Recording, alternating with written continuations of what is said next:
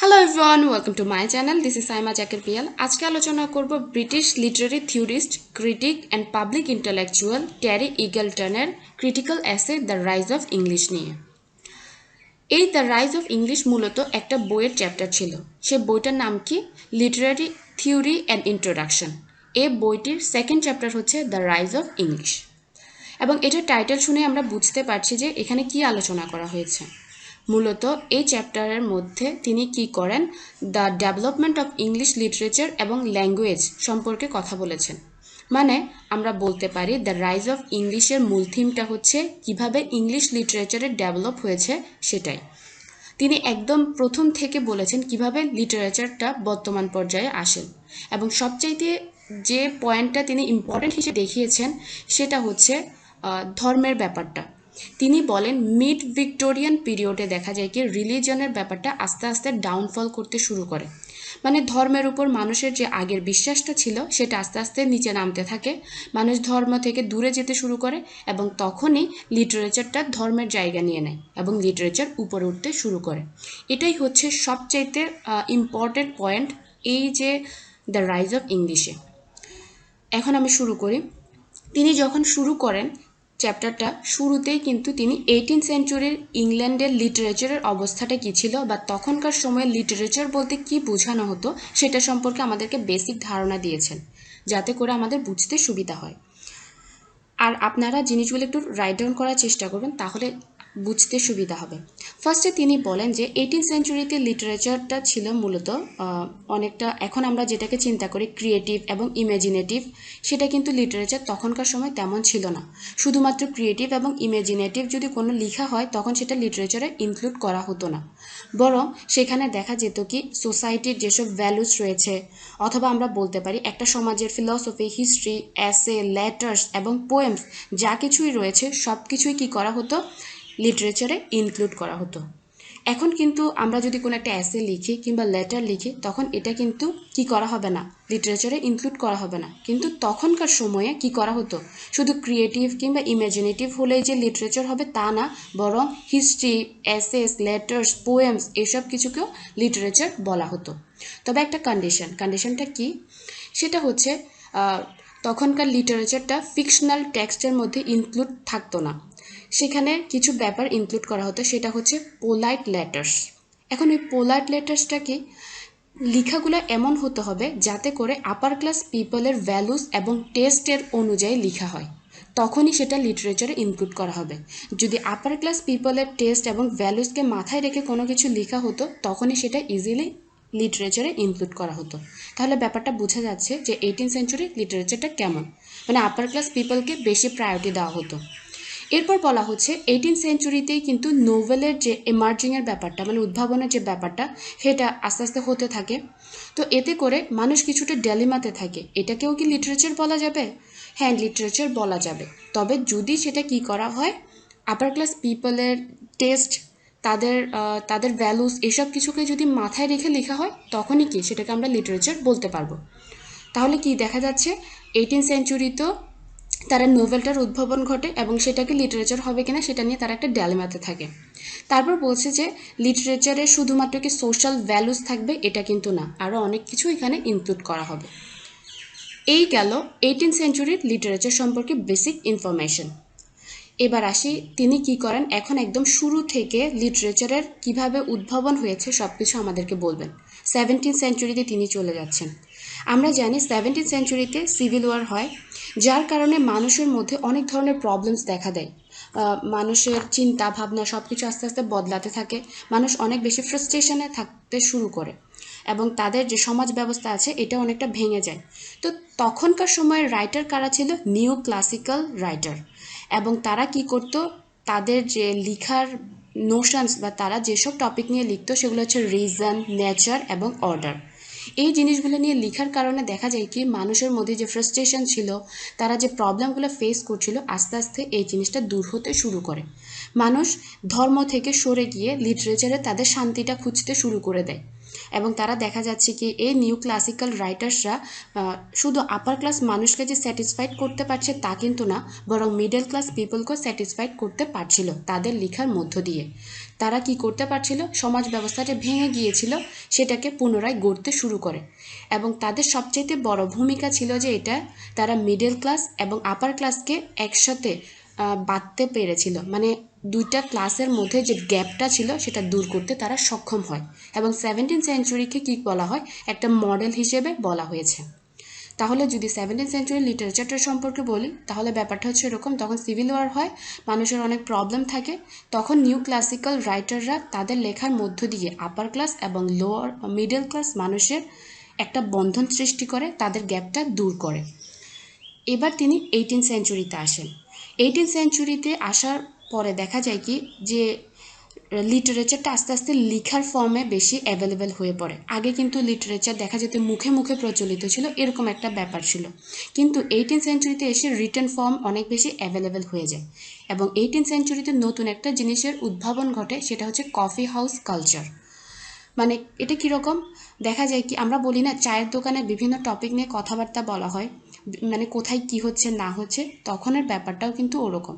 Coffee হাউসে সমাজের কি প্রবলেমস রয়েছে, ত্রুটি কি রয়েছে এবং কোথায় কি প্রচলিত রয়েছে, এসব কিছু নিয়ে সকল মানুষ একটা গ্রুপ হয়ে আড্ডা দিত, ডিসকাস করতো। তো এতে কি হয়, আস্তে আস্তে লিটারেচারটা উপরের দিকে উঠতে শুরু হয়। এটা কিন্তু লিটারেচারে অনেক গুরুত্বপূর্ণ ভূমিকা পালন করে। কফি হাউসে বসে তা বড় বড় পোয়েটরা কী করতো, সে বিভিন্ন কফি হাউসে গিয়ে ভিড় করতো এবং কোন সমাজে কি চলছে সব কিছু আস্তে আস্তে কী করতো, অবজার্ভ করতো এবং তারা লিখনের মধ্য দিয়ে তুলে ধরতো। আর এটা লিটারেচারে গুরুত্বপূর্ণ ভূমিকা পালন করে। এবার 18th সেঞ্চুরিতে রোম্যান্টিক পিরিয়ডটা এবার আসছে। এরপর তিনি বলেন রোম্যান্টিক পিরিয়ডটা হচ্ছে সবচাইতে মানে লিটারেচার ক্ষেত্রে গুরুত্বপূর্ণ ভূমিকা পালন করেছিল। এবং রোম্যান্টিক পিরিয়ডে এসে লিটারেচারের সংজ্ঞাটা ছোট হয়ে যায়। কীরকম, রোম্যান্টিক পিরিয়ডে ক্রিয়েটিভ এবং ইমাজিনেটিভ রাইটিংকে লিটারেচার বলা হয়, যেমন আমরা এখনকার সময়ে বলে থাকি। এবং 19th সেঞ্চুরিতেও কিন্তু এই জিনিসটা বহাল থাকে, মানে ক্রিয়েটিভ ইমাজিনেটিভ এসব কিছুকে লিটারেচার বলা হয়। এবং রোম্যান্টিক পিরিয়ডে এসে দেখা যায় কি প্রোজ কিংবা এসেসের যে লেখার ব্যাপারগুলো ছিল এটা আস্তে আস্তে ডাল হয়ে যায়।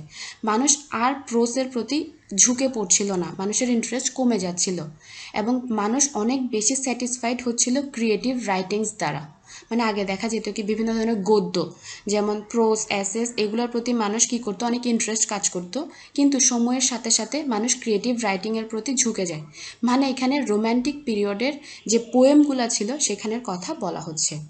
এবং এই সময় মানুষ দেখা যায় কি তখন তারা চিন্তা করছিল কি তাদের যে লেখাটা রয়েছে সেটার মধ্য দিয়ে তারা অনেকটা আমরা বলতে পারি যে যে বর্তমান রয়েছে বা প্রবলেমস রয়েছে সেগুলা থেকে পালিয়ে কল্পনার জগতে চলে যাবে। তার কারণ কি, মিডল ক্লাস ইংল্যান্ডে মানে তখনকার সময় দেখা যাচ্ছিল কি ফ্রেঞ্চ রেভলিউশন, আমেরিকান রেভলিউশন এসব কিছু চলছিল, মানুষের মধ্যে অনেক প্রবলেম চলছিল। যুদ্ধ সবসময় মানুষকে অনেক দেখা যায় কি বিভিন্ন ধরনের প্রবলেম ক্রিয়েট করে, মানুষের যে স্বাভাবিক চলাফেরা সব কিছু ব্যাঘাত ঘটে। তো মানুষ চাইছিল এইসব প্রবলেম থেকে পালাতে। এখন প্রবলেম থেকে কিভাবে পালাবে, তো পোয়েট্রিকে একটা মাধ্যম হিসেবে ব্যবহার করা হয়। তারা কি করতো, রোম্যান্টিক পোয়েটরা তাদের পোয়েমের মধ্য দিয়ে একটা কল্পনার জগৎ সৃষ্টি করত এবং সেটার মধ্য দিয়ে মানুষ কী করতো, বাস্তবতা থেকে পালিয়ে গিয়ে কল্পনার জগতে একটা স্বস্তি খুঁজে পেত। তবে এখানে বড় পয়েন্ট কি, রোম্যান্টিক পোয়েটরা যে শুধুমাত্র বাস্তবতা থেকে পালিয়ে যেত, মানুষকে শিক্ষা দিত, আনন্দ দিত তাদের লেখার মধ্য দিয়ে, তা কিন্তু না, বরং তারা সোশ্যাল, পলিটিক্যাল, ফিলোসফিক্যাল যেসব ব্যাপারগুলো ছিল সেসব ব্যাপারগুলো তাদের কল্পনার জগতের ভেতর দিয়ে সুন্দর করে উপস্থাপন করত। মানে পলিটিক্যাল ফ্যাক্টগুলো তারা সিম্বলিক্যালি তুলে ধরতো। যেমন একটা কথার আড়ালে তারা তৎকালীন সমাজের প্রবলেমগুলো তুলে ধরার চেষ্টা করত।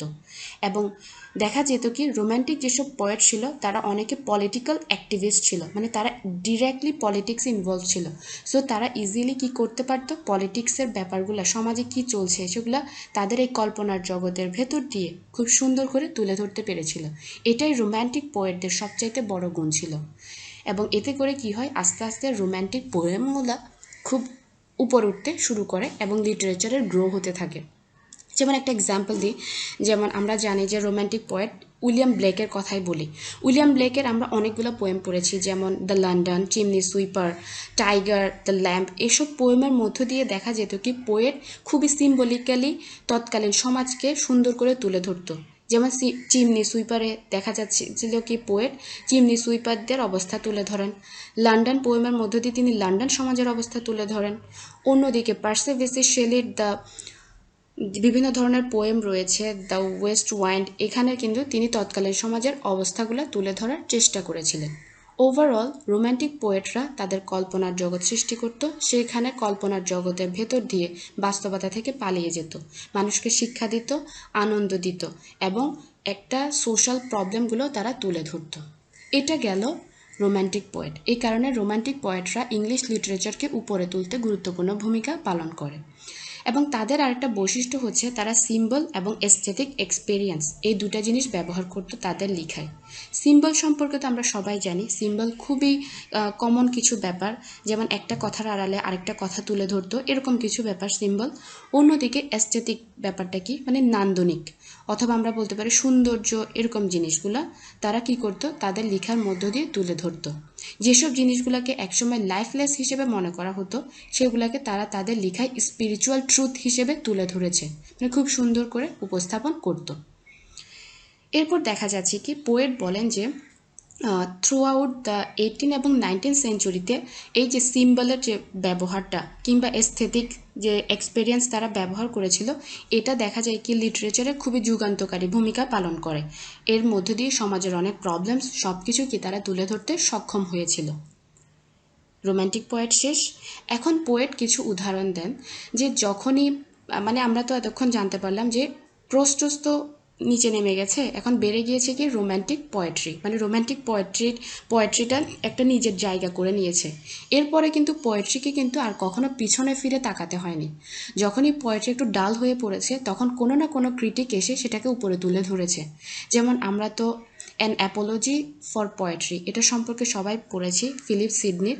তিনি এখানে পোয়েট্রিকে কিভাবে উপরে তোলা যায় বা পোয়েট্রির কী গুণ রয়েছে এসব কিছু সম্পর্কে বলেছেন। এরপর শেলির ডিফেন্স অফ পোয়েট্রি, সেখানেও দেখা যাচ্ছে কি তিনি পোয়েট্রির কথা বলেছেন। ওভারঅল যখনই পোয়েট্রি নিচে নেমে এসেছে তখন কোনো না কোনো রাইটার এসে তাকে গুরুত্বটা উপরে তুলে ধরে। এতে করে কি হয়, পোয়েট্রিটার জায়গা অনেক উপর উঠে যায় এবং লিটারেচারটা উপর উঠে যায়, এটাই বোঝানো হচ্ছে।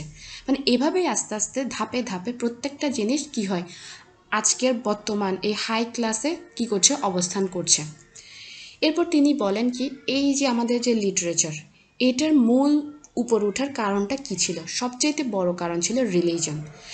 ভিক্টোরিয়ান এজ এমন একটা এজ ছিল যখন দেখা যায় কি সায়েন্টিফিক এসব মানে বিভিন্ন ধরনের বৈজ্ঞানিক আবিষ্কার শুরু হয়। মানুষ তখন আর রিলিজনের মধ্যে নিজের শান্তি স্যাটিসফ্যাকশনটা খুঁজে পাচ্ছিল না, মানুষ আগের মতো রিলিজনটাকে বিশ্বাস করতে পারছিল না।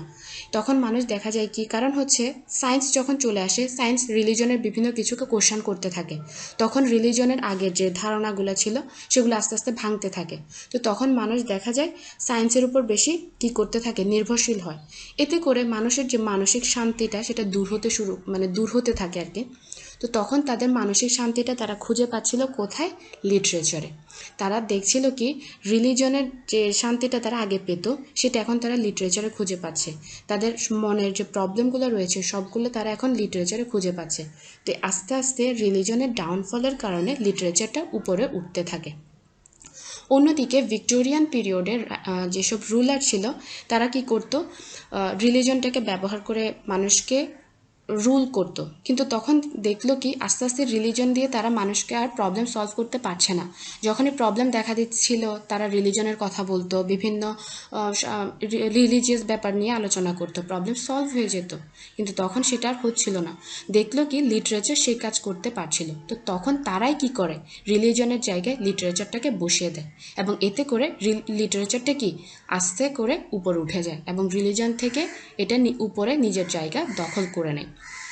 এটা গেল ভিক্টোরিয়ান পিরিয়ড। আমরা রোম্যান্টিক পিরিয়ডে দেখলাম, ভিক্টোরিয়ান পিরিয়ডও দেখলাম। এরপর পোয়েট বলেন যে ভিক্টোরিয়ান পিরিয়ডের একজন ফেমাস রাইটার হচ্ছে ম্যাথিউ আর্নল্ড। তিনি বলেন যে ভিক্টোরিয়ান এজে দেখা যায় কি মিডল ক্লাস পিপল অনেক বেশি হার্শ এবং আনইন্টেলিজেন্ট হয়ে পড়েছিল। তারা ওয়ার্কিং ক্লাস পিপলকে আর কি লিড দিতে পারছিল না, সমাজে যে অ্যানার্কি চলছিল ওই জিনিসটা কি করতে পারছিল না, সলভ করতে পারছিল না। তো তিনি বলেন এই মিডল ক্লাস পিপলের যে ব্যাংক্রাফ্ট অবস্থা ছিল, মানে তাদের এই অবস্থা একমাত্র সলভ হতে পারে কিভাবে, লিটারেচারটা শিক্ষার মধ্য দিয়ে। তাহলে আমরা জিনিসটা বুঝতে পারছি যে লিটারেচারটার জায়গাটা কোথায় ছিল।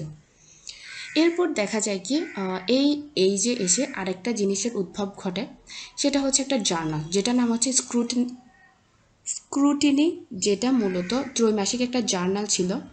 এই জার্নালটা তখনকার সময় লিটারেচারের অনেক গুরুত্বপূর্ণ ভূমিকা পালন করে।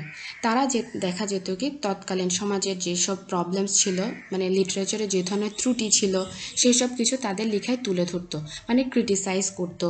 এবং সমাজ ব্যবস্থার যে লিটারেচারের যে অবস্থা ছিল, সাহিত্য জিনিসটা তাদের লেখায় আস্তে আস্তে কী করতো, তুলে ধরতো।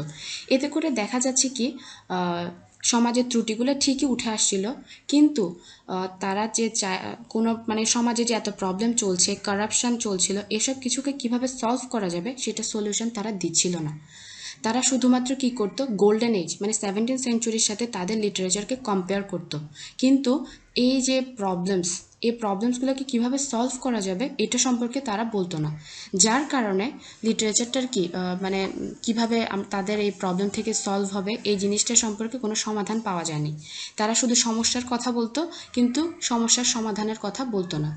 এবং তাদের যে ইচ্ছে করে মডার্ন মানে আগেকার গোল্ডেন এজের সাথে নিজের এজকে নিয়ে আসা, গোল্ডেন এজের সাথে নিজেকে কম্পেয়ার করার যে ব্যাপারটা, এবং কম্পেয়ার করে করে প্রবলেমকে সলভ করবে এরকম যে ব্যাপারটা, এটা একদম বৃথা একটা ব্যাপার ছিল। পোয়েট মানে তখনকার সময়ে যা জার্নাল ছিল, যেসব ফ্যাক্ট চলছিল সব কিছু আমাদেরকে বোঝানোর চেষ্টা করে। তাহলে স্ক্রুটিনির যে ব্যাপারটা ছিল এটা একদম বৃথা একটা ব্যাপার হিসেবে তিনি মনে করতেন। এরপর পোয়েট বলছেন যে এখন আমরা প্রায় শেষের দিকে চলে এসেছি। এখন পোয়েট বলছেন এই যে লিটারেচারটা, তাহলে এটা আমাদের সাবজেক্টে কিভাবে আসলো, কিভাবে আমাদের এটা পাঠ্য বই ইনক্লুড করা হলো।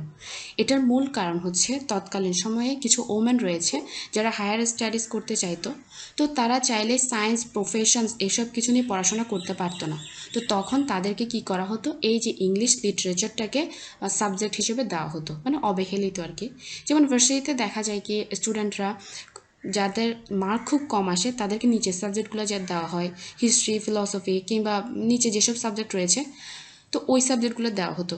তো এখানেও ঠিক সেরকম তাদেরকে ইংলিশ লিটারেচারটাকে জাস্ট পড়ার জন্যই দেওয়া হতো, এরকম একটা ব্যাপার ছিল। তো আস্তে আস্তে এটা কী হয়, সাবজেক্ট ম্যাটারে আসে। আরেকটা কারণ গুরুত্বপূর্ণ ভূমিকা পালন করে, সেটা হচ্ছে civil service examination. Civil service এক্সামিনেশনে লিটারেচারটাকে খুব গুরুত্বপূর্ণভাবে খুবই জোর দিয়ে পড়ানো হতো। তার কারণ হচ্ছে আমরা সবাই জানি ব্রিটিশরা কী করতো, বিভিন্ন কান্ট্রিতে রুল করতো। তো রুল করার জন্য তাদের অবশ্যই কি সিভিল সার্ভিসের প্রয়োজন। তো তারা যদি সিভিল সার্ভিস যারা রয়েছে তারা যদি তাদের কালচার, তাদের লিটারেচার, তাদের সাহিত্য সম্পর্কে না জানে, তাহলে কিভাবে অন্য একটা দেশে গিয়ে নিজের কালচারের প্রভাব বিস্তার করবে। তাই তাদেরকে সিভিল সার্ভিস এক্সামিনেশনে লিটারেচারটাকে কম্পালসারি হিসেবে পড়ানো হতো, এবং যাতে করে তারা অন্য দেশে গিয়ে নিজের কালচারটাকে উপরে করে তুলে ধরতে পারে। তো এভাবে করে করে ইংলিশ লিটারেচারটা বর্তমানে স্তরে চলে আসে এবং এটা একটা সাবজেক্ট ম্যাটারে পরিণত হয়, এবং এখানে পোয়েটের এই চ্যাপ্টারটা শেষ হয়ে যায়। আশা করি বুঝতে পেরেছেন। তবে আমি ওভারঅল একটু সামারি করে দিই। ফার্স্টে পোয়েট এখানে মূলত তিনি রাইজ অফ ইংলিশ সম্পর্কে বলেছেন, কিভাবে লিটারেচারটা বর্তমান পর্যায়ে আসে। তারপর তিনি বলেন যে 18th সেঞ্চুরির লিটারেচারটা কেমন ছিল। 18th সেঞ্চুরির লিটারেচারটা এখনকার সময়ে যেরকম ক্রিয়েটিভ, ইমাজিনেটিভ হলেই লিটারেচার হবে এরকম কিন্তু ছিল না, বরং এখানে ফিলসফি, এসে, লেটার্স এসব কিছু ইনক্লুড করা হতো, এবং এই লেখাগুলো হতে হবে আপার ক্লাস পিপলের টেস্ট অনুযায়ী, তখনই সেটাকে কি বলা হবে, লিটারেচার বলা হবে। এবং তখন দেখা যায় কি নোভেলের উদ্ভাবন ঘটে। মানুষ চিন্তা করছে নোভেলও কি লিটারেচার হবে, তবে হ্যাঁ হবে, যদি আপার ক্লাস পিপলের টেস্ট এবং ভ্যালুসটাকে তারা মেনটেন করতে পারে। এরপর তিনি 17th সেঞ্চুরিতে চলে যান, মানে হিস্ট্রি দিচ্ছেন। 17th সেঞ্চুরিতে সিভিল ওয়ার হয়, মানুষের মধ্যে অনেক বেশি প্রবলেম চলতে থাকে, অসন্তোষ থাকে, সমাজ ব্যবস্থা ভেঙে যায়। তো তখন লিটারেচার ভূমিকা পালন করে, কারণ তখনকার সময় রাইটার ছিল নিউ ক্লাসিক্যাল রাইটার। তারা রিজন, নেচার, অর্ডার এসব কিছু নিয়ে লিখত, যা লেখার মধ্য দিয়ে তারা আপার ক্লাস এবং মিডল ক্লাস পিপলকে স্যাটিসফাইড করতে সম্ভব হয়েছিল। যার কারণে এই ক্লাস ডিফারেন্সের ব্যাপারটা আস্তে আস্তে দূর হয়ে যায়, গ্যাপ দূর হয়ে যায়। তো মানুষ লিটারেচারে নিজের শান্তি খুঁজতে থাকে এবং লিটারেচারটা উপর উঠে যায় 17th সেঞ্চুরিতে। 18th সেঞ্চুরিতে এসেও তা হয়। 18th সেঞ্চুরিতে এসেও আমরা দেখতে পাই কি তারা ঠিকভাবে কি করতে পারছিল, তাদের লেখনের মধ্য দিয়ে মানুষের প্রবলেমগুলো সলভ করতে পারছিল। এবং আস্তে আস্তে রোম্যান্টিক পিরিয়ড আসে। রোম্যান্টিক পিরিয়ড আসার পর আমরা দেখতে পাই কি রোম্যান্টিক রাইটাররা পোয়েট্রিকে অনেক উপরে তোলে। তারা একটা ইমাজিনেটিভ ওয়ার্ল্ড তৈরি করে বর্তমান সমস্যাগুলো সেখানের আড়ালে তুলে ধরতো। মানুষের যে শান্তির ব্যাপারটা সেটা মানুষ আস্তে আস্তে পোয়েট্রিতে বা লিটারেচারে খুঁজে পাওয়া শুরু করলো। এরপর আসে ভিক্টোরিয়ান পিরিয়ড। ভিক্টোরিয়ান পিরিয়ডে দেখা যায় কি মানুষ অনেক বেশি কি হয়ে পড়ে, মানে তিনি যেভাবে ধাপে ধাপে আলোচনা করেছেন আমি জাস্ট ওই ধাপে ধাপে বলে যাচ্ছি। এরপর তিনি ভিক্টোরিয়ান এজের কথা বলেন। ভিক্টোরিয়ান এজে সায়েন্সের প্রসার ঘটে, রিলিজনের ডাউনফল হয় এবং মানুষের প্রবলেমগুলো মানুষ লিটারেচারে সমাধান খুঁজে পায় এবং লিটারেচার উপরে উঠতে শুরু করে। আর এভাবেই কি লিটারেচারটা বর্তমান পর্যায়ে পৌঁছে যায়। আশা করি বুঝতে পেরেছেন। এবং সাবজেক্টে পরিণত হয় যখন এটা সিভিল সার্ভিস এক্সামিনেশনে পড়ানো হয় এবং কিছু ওমেন রয়েছে, অ্যারিস্টোক্রেটিক ওমেন, যারা কি করতো সাবজেক্ট হিসেবে ইংলিশ লিটারেচার পড়তো এবং এটা আস্তে আস্তে ইংলিশ লিটারেচার একটা সাবজেক্টে পরিণত হয় এবং আমরাও এটা নিয়ে পড়াশোনা করছি। আশা করি বুঝতে পেরেছেন। ধন্যবাদ সবাইকে।